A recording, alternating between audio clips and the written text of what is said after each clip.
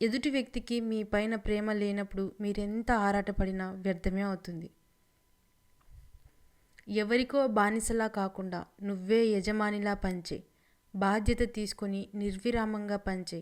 అది నిజంగా నిన్ను యజమానిని చేస్తుంది.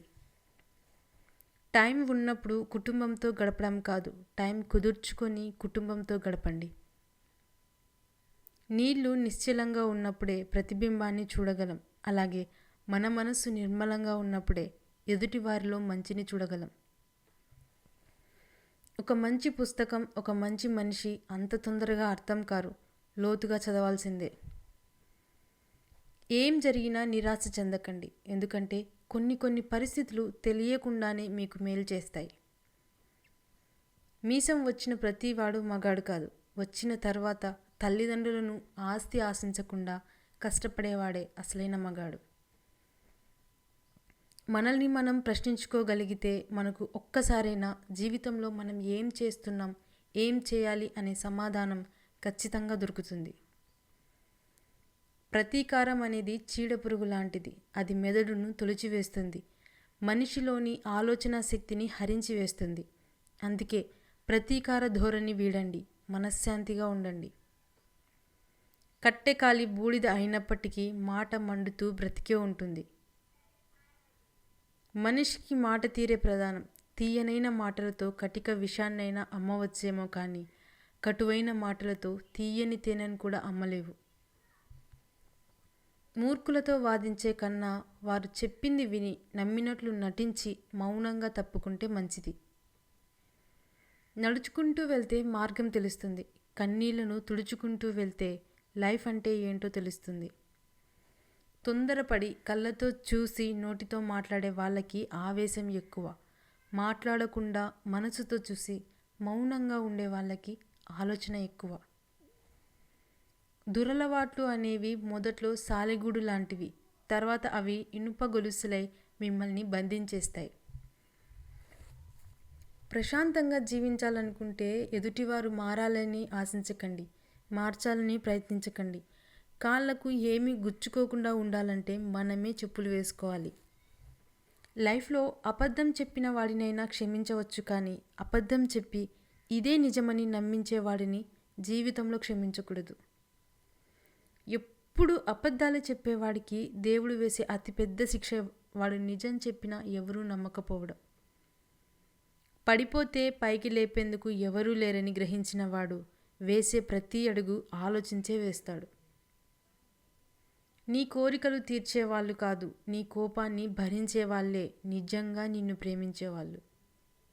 మనం తప్పు చేసినప్పుడు సరిదిద్దాల్సిన అవసరం ఉండి కూడా మనల్ని ప్రశ్నించడం లేదంటే మనపై గాఢమైన ప్రేమైనా ఉండి ఉండాలి, లేదా మనం పతనం అవ్వడం వారి ఆలోచన అయి ఉండాలి.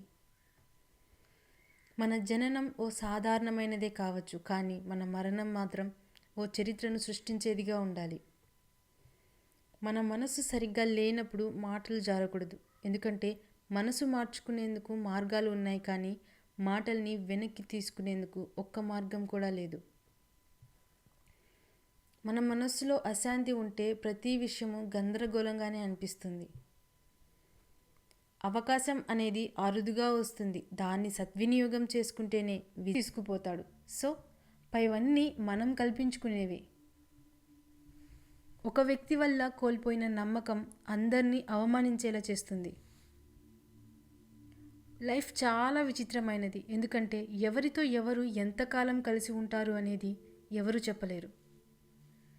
గుర్తుంచుకోండి, ఎవరినైనా సరే 10 మందిలో ప్రశంసించాలి, ఏకాంతంలో మందలించాలి. 10 మందిలో ఎవరిని తక్కువ చేసి మాట్లాడకండి.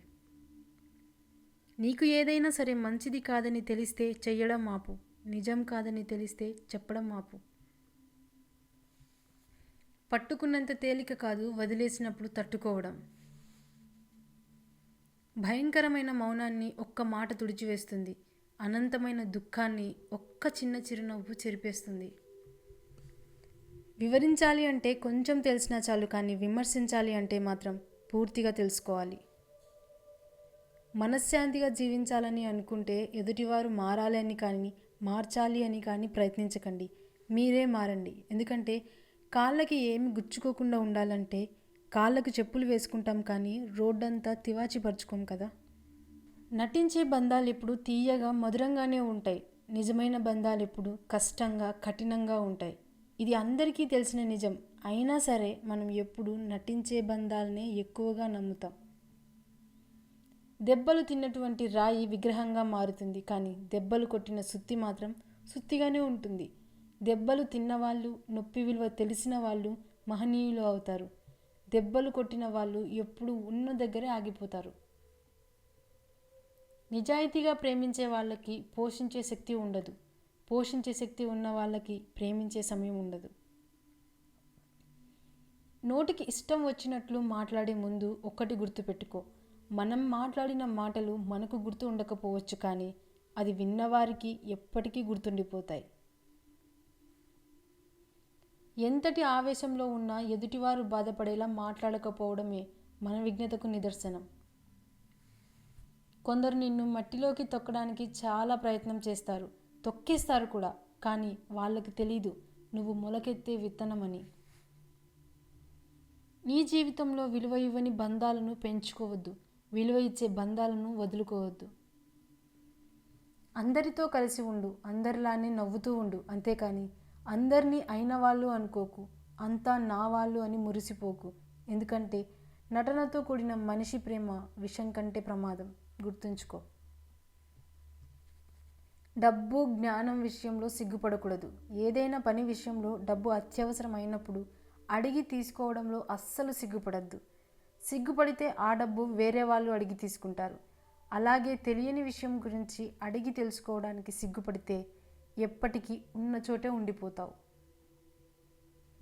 కష్టాల్ని ఎదిరించి దమ్ము, బాధల్ని భరించే ఓర్పు ఎప్పుడైతే నీలో ఉంటాయో అప్పుడు నువ్వు జీవితంలో గెలవబోతున్నావని అర్థం.